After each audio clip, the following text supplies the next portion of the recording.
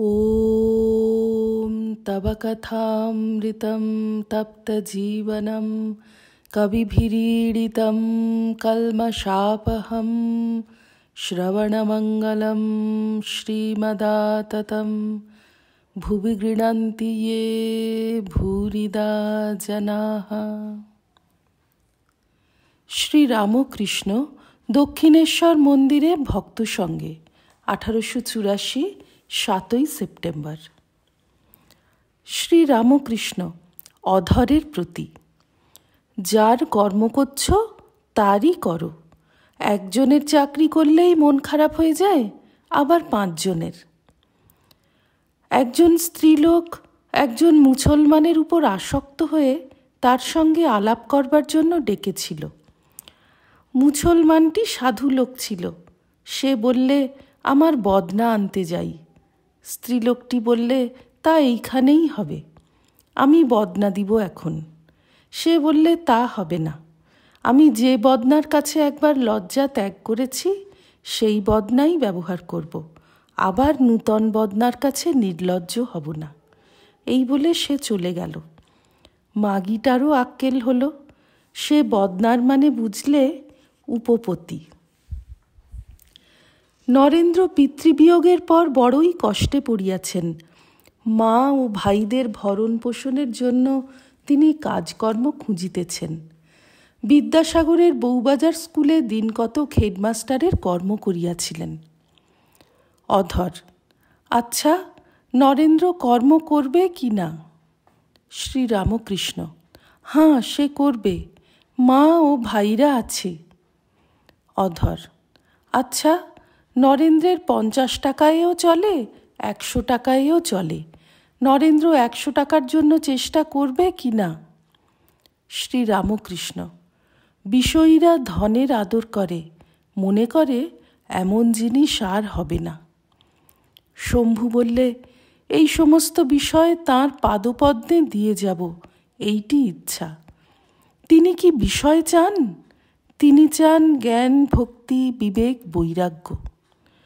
গয়না চুরির সময় সেজুবাবু বললে, ও ঠাকুর, তুমি গয়না রক্ষা করতে পারলে না? হংসেশ্বরী কেমন রক্ষা করেছিল? একখানা তালুক আমার নামে লিখে দেবে বলেছিল। আমি কালীঘর থেকে শুনলাম। সেজবাবু আর হৃদে একসঙ্গে পরামর্শ করছিল। আমি এসে সেজবাবুকে বললাম, দেখো, অমন বুদ্ধি করো না, ওতে আমার ভারী হানি হবে। অধর: যা বলছেন, সৃষ্টির পর থেকে 6টি 7টি হদ্দ অরূপ হয়েছে। শ্রীরামকৃষ্ণ: কেন? ত্যাগী আছে বই কি। ঐশ্বর্য ত্যাগ করলেই লোকে জানতে পারে। এমনি আছে, লোকে জানে না। পশ্চিমে নাই? অধর: কলকাতার মধ্যে একটি জানি, দেবেন্দ্র ঠাকুর। শ্রীরামকৃষ্ণ: কি বলো? ও যা ভোগ করেছে অমন কে করেছে? যখন সেজুবাবুর সঙ্গে ওর বাড়িতে গেলাম, দেখলাম ছোট ছোট ছেলে অনেক। ডাক্তার এসেছে, ঔষধ লিখে দিচ্ছে।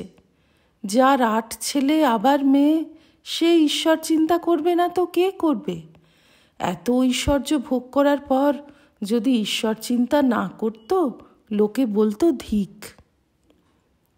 নিরঞ্জন: দ্বারকানাথ ঠাকুরের ধার উনি সব শোধ করেছিলেন। শ্রীরামকৃষ্ণ: রেখে দে ওসব কথা, আর জ্বালাস নে। ক্ষমতা থেকেও যে বাপের ধার শোধ করে না, সে কি আর মানুষ? তবে সংসারীরা একেবারে ডুবে থাকে, তাদের তুলনায় খুব ভালো, তাদের শিক্ষা হবে।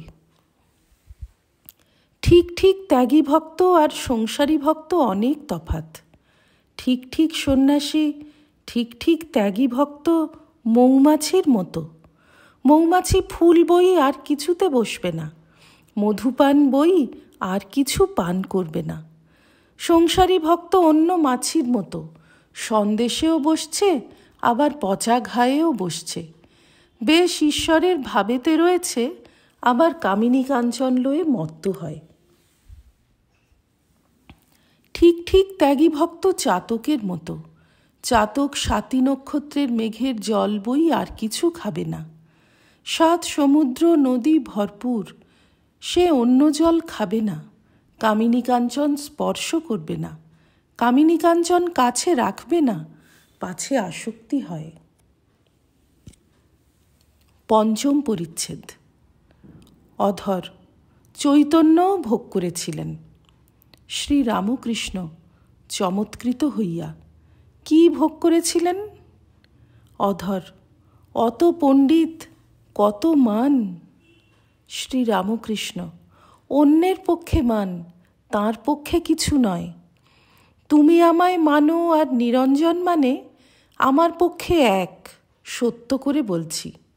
একজন টাকাওয়ালা লোক হাতে থাকবে এ মনে হয় না। মনমোহন বললে, সুরেন্দ্র বলেছে রাখাল এর কাছে থাকে, নালিশ চলে। আমি বললাম, কে রে সুরেন্দ্র? তার শতরঞ্চ আর বালি সেখানে আছে, আর সে টাকা দেয়? অধর 10 টাকা করে মাসে বুঝি দেন?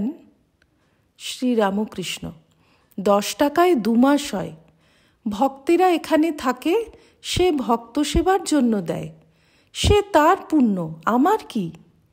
আমি যে রাখাল নরেন্দ্র এদের ভালোবাসি, সে কি কোনো নিজের লাভের জন্য? মাস্টার মার ভালোবাসার মতো। শ্রীরামকৃষ্ণ মা তবু চাকরি করে খাওয়াবে বলে অনেকটা করে। আমি এদের যে ভালোবাসি, সাক্ষাৎ নারায়ণ দেখি, কথায় নয়। শ্রীরামকৃষ্ণ অধরের প্রতি, শোনো, আলো জ্বাললে বাদুলে পোকার অভাব হয় না। তাঁকে লাভ করলে তিনি সব জোগাড় করে দেন, কোনো অভাব রাখেন না। তিনি হৃদয় মধ্যে এলে সেবা করবার অনেক লোক এসে জোটে। একটি ছোকরা সন্ন্যাসী গৃহস্থ বাড়ি ভিক্ষা করতে গেছিল। সে আজন্ম সন্ন্যাসী, সংসারের বিষয় কিছু জানে না। গৃহস্থের একটি যুবতী মেয়ে এসে ভিক্ষা দিলে। সন্ন্যাসী বললে, মা, এর বুকে কি ফোঁড়া হয়েছে? মেয়েটির মা বললে, না বাবা, ওর পেটে ছেলে হবে বলে ঈশ্বর স্তন করে দিয়েছেন, ওই স্তনের দুধ ছেলে খাবে। সন্ন্যাসী তখন বললে, তবে আর ভাবনা কি? আমি আর কেন ভিক্ষা করব? যিনি আমায় সৃষ্টি করেছেন তিনি আমায় খেতে দেবেন।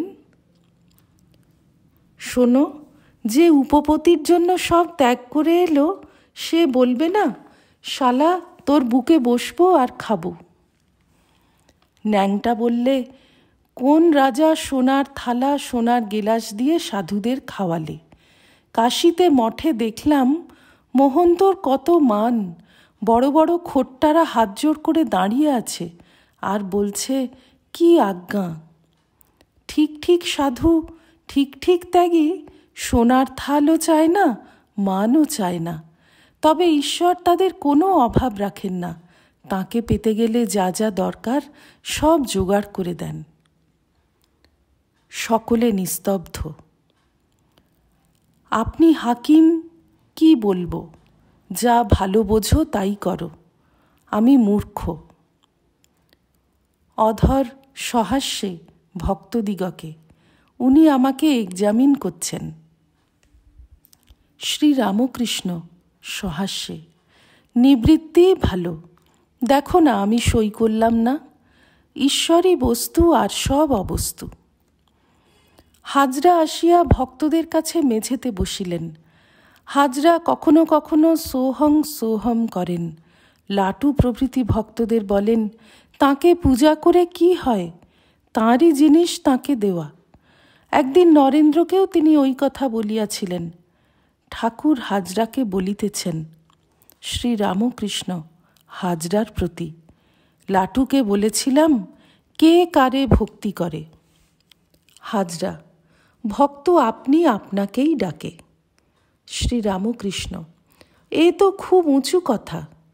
বলি রাজাকে বৃন্দাবলী বলেছিলেন, তুমি ব্রহ্মণ্যদেবকে কি ধন দেবে? তুমি যা বলছ ওইটুকুর জন্যই সাধন ভজন, তাঁর নাম গুণগান। আপনার ভিতর আপনাকে দেখতে পেলে তো সব হয়ে গেল। ওইটি দেখতে পাবার জন্যই সাধনা, আর ওই সাধনার জন্যই শরীর। যতক্ষণ না স্বর্ণ প্রতিমা ঢালাই হয় ততক্ষণ মাটির ছাঁচের দরকার হয়। হয়ে গেলে মাটির ছাঁচটা ফেলে দেওয়া যায়। ঈশ্বর দর্শন হলে শরীর ত্যাগ করা যায়।